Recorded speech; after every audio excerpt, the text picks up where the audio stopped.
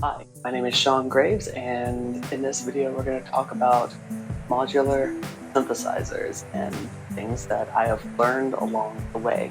So here we go. What is a modular synthesizer? A modular synthesizer is literally one of these two things. Pieces of what components would be used in a synthesizer, but that is customizable to what you particularly need or want to achieve a sound or style of synthesis that you wish to achieve. There's so many different ways of achieving synthesis. There's additive, subtractive, FM. There's so many different ways of achieving synthesis sound, and there's so many different applications of synthesis, but for this particular video we're just going to stick to questions about these guys. How is modular synthesis better than a regular synth? For one, what I really appreciate when it comes to modular synthesis is that if I don't particularly need a piece of gear, or if I don't need a particular piece of, if I find something different that achieves what I want better than what I've already have, then I can just swap that component out. For example, early on in this synthesizer over here, the project behind this piece of gear here was to create a Buchla music easel off of Euroracks. The random voltage generator, it fit the billet, but it wasn't exact. So for that, I swapped it out, found a piece of gear that pretty much was exactly what I wanted and didn't compromise me on what I had before. So it leaped me forward, and I was easy to just go in, take out the piece of gear, put a new piece in. And for regular synthesizers, you can't do that. You're pretty much stuck with what the manufacturer says. This is the product, this is what you get. And so that's the added benefit of Eurorack synthesizers. How is a regular synth better than a modular synth? A regular synthesizer can be better than a modular synthesizer because, for one, you can spend less and get a whole machine that will produce to you a sequence of sounds that otherwise you would be spending the same amount of money for just one module, as opposed to the whole pocket, the whole machine. So that's the one thing that I can definitely say regular synthesizers have. Why are there so many videos of synths and making noise? Because that's what synthesis is. It's just controlling electricity, amplifying it, and doing something with it. So it could be something as simple as a theremin going woo, or it could be as complex as white noise becoming a drum sound, or an ocean sound. It could be anything. For particular, this machine here are leftover pieces from this machine over here, and with that, the Frankenstein pieces, I was able to build effectively a drum machine out of this thing, and have a voice in this machine over here. Some people would say, oh, this thing generates noise, this thing generates noise, especially when I've streamed live. People have popped in the chat boxes and been like, oh, what is this? Oh, this is some weird sounds, like, what is going on here? But that's the enjoyment of synthesis, is exploring sound, exploring tones. If one can get to that mindset and not expect something melodically beautiful, then yes, the videos of watching people just generating noise makes sense. Can you make good music on modular? Absolutely. I have made a lot of different songs off of the Buchla music easel Eurorack machine over here. I have to kind of put that all together into one name because, Buchla. Regardless, yeah, I've made plenty of cool tones out of this thing, musical tones out of this thing, and that's kind of the point that I led to before, is that if you're going to have a modular Eurorack system, have a plan, have a goal, that maybe even take inspiration from actual synthesizers, like, regular synthesizers that we spoke about before, and apply it to modular. And what things would you add or take away from the manufactured versions by what you're achieving? Why are modular synths so expensive?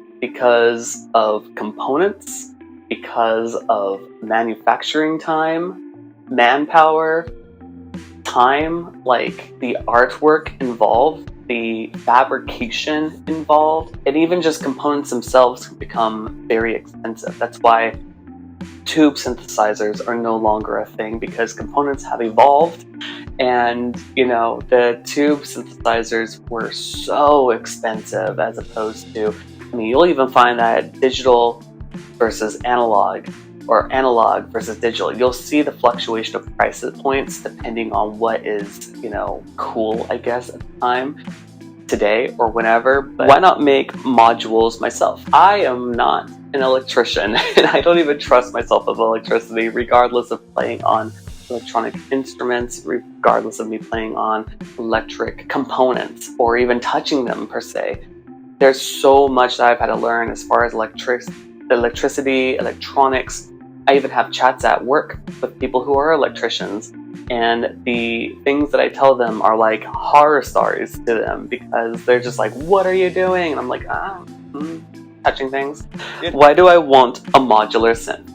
The reasons why I would say one would ask this question is because there is an exploration in taking components of what a synthesizer is and saying, well, how can I take those ideas and either try something new or make something that is personalized to myself. I had always wanted to try to make a mini Moog, right? And just the mini Moog, no keyboard, nothing. I just kind of wanted to play around and see what kind of sounds would generate off this thing if I did it modular wise. Then I found Buchla, and I tried the Buchla V off of the Arturia synthesizer program, and it just was like, wow, what are these crazy sounds and these things? And then, you know, not that I don't like software synthesizers, I love them. I've been playing with them since I was in high school, but it is a tactile difference between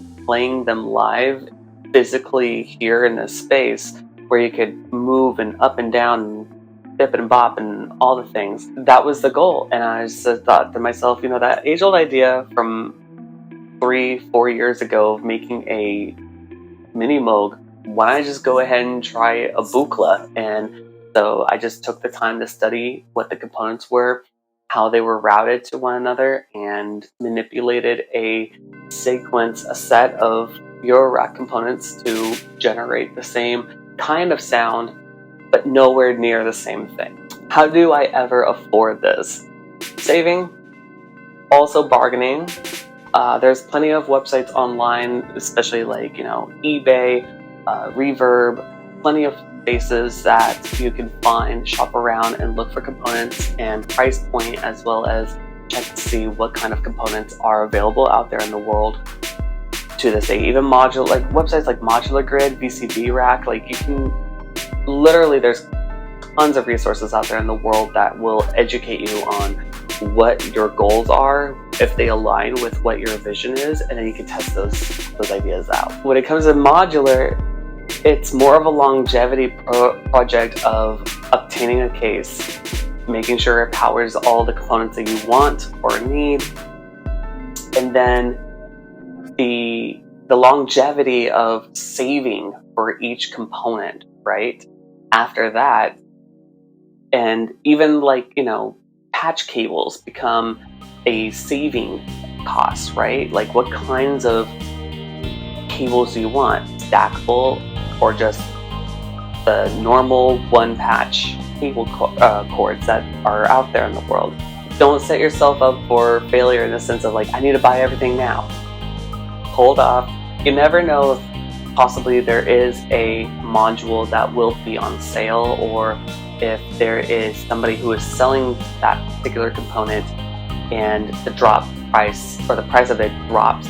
Those are the questions that I have here for modular synthesizers, and I hope this was educational for you. Please leave a comment below, or, you know, ask me more questions. I'd be more than glad to make another video of this here. Don't forget to like, subscribe, and ring the bell notification for more videos, and I shall see you next time. Till then, be kind to yourself, kind to others, and don't pollute. Peace.